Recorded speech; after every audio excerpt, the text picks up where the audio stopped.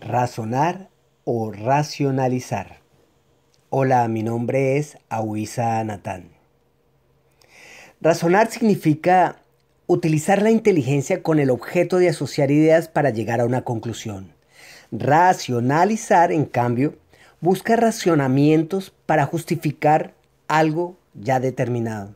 Es decir, cuando razonamos no tenemos ninguna idea preconcebida, o si la tenemos, estamos dispuestos a desecharla. Cuando racionalizamos, ya sabemos qué queremos justificar y buscamos argumentos que nos den la razón. En análisis, el que razona se deja sorprender por sus propios datos. Deja que cada idea surja de la anterior. Permite que su propio análisis sea el que le hable, el que le señale qué hacer. Duda de todo, incluso de sí mismo, hasta que finalmente, tras la unión de varias ideas, llega a una conclusión. Aunque la conclusión sea que no hay conclusión. En cambio, el que racionaliza ya parte de una idea. Por ejemplo, su intuición le dice que si Uribe, el mejor presidente que ha tenido Colombia, dice que votemos por Duque, debe ser porque Duque es la mejor opción. Y entonces comienza a buscar todo tipo de razonamientos que apoyen esa idea.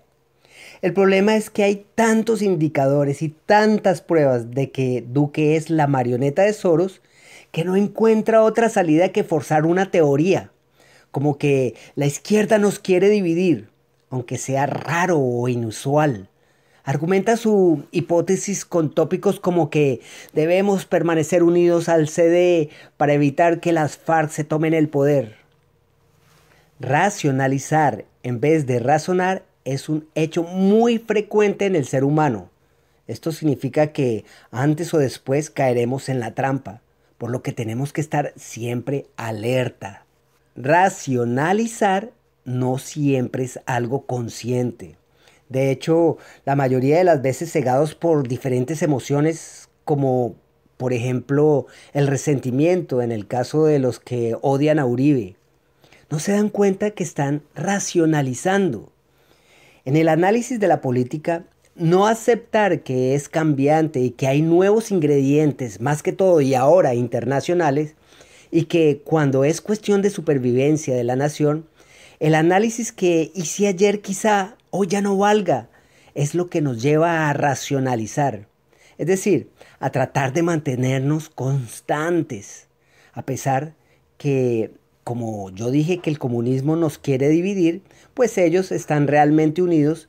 No paro de encontrar argumentos que justifiquen que Duque es la oposición, a pesar de que no deje de hablar de economía naranja, como tanto lo habla el comandante Santiago.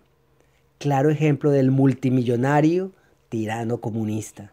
Ahora bien, por mucho que hayamos luchado por la causa de Uribe, no debemos dejar de preguntarnos si hoy en día sigue siendo correcta. Y sobre todo no debemos dejar de preguntarnos si se mantienen los argumentos que nos llevaron a entrar en esa decisión de apoyarlo. Ese es el ejercicio más complicado psicológicamente hablando, cuando nos comprometemos con un partido, probarnos a nosotros mismos cada vez que repasamos el análisis. Estamos siempre en riesgo de dar la razón al sentido común o de perder la perspectiva, algo que también hay que tener en cuenta. Así, ya hemos visto que el que comienza un análisis con una idea determinada, dispuesto a encontrar argumentos que la justifiquen, los encontrará, pero será un mal analista y probablemente tome decisiones incorrectas. La racionalización es algo normal en el ser humano. A pesar de ello, que sea uno de los mecanismos de defensa del ego más usuales, no significa que no sea extremadamente dañino. La única defensa contra la racionalización es la autocrítica.